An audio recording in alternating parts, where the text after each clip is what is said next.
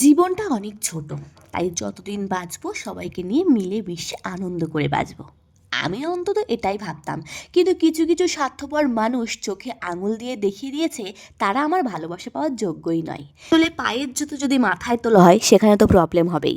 তাই জীবনের স্বার্থপর মানুষ থেকে দূরে থাকুন এবং তাদেরকে স্কিপ করে সামনে এগিয়ে যান। দেখবেন ভালো থাকবেন। যাই হোক, কোথায় যাচ্ছি সেটা আগে বলি। তো সকাল সকাল আমরা বেরিয়ে গেছিলাম দীঘা যাওয়ার উদ্দেশ্যে। পথেই পড়ে মা নাচিন্দার মন্দির।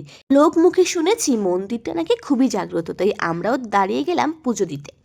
মজার বিষয় কি জানো, আমাকে যদি কেউ জিজ্ঞাসা করে পাহাড় নাকি সমুদ্র, আমি ঠিকমতো উত্তর দিতে পারবো না, কারণ এই 22 বছরের জীবনে আমি কখনো পাহাড় বা সমুদ্রে যাইনি। যেতে যেতে আমরা মেদিনীপুরের ফেমাস ডিশ মুড়ি আর ঘুগনি দিয়ে সকালের ব্রেকফাস্টটা সেরে নিলাম। তারপর পৌঁছে গেলাম আমরা তাজপুরে। সমুদ্রে ঘুরতে এসে আমরা সামুদ্রিক খাবার খাবো না বা একটু পানীয় খাবো না, সেটা তো হতে পারে না।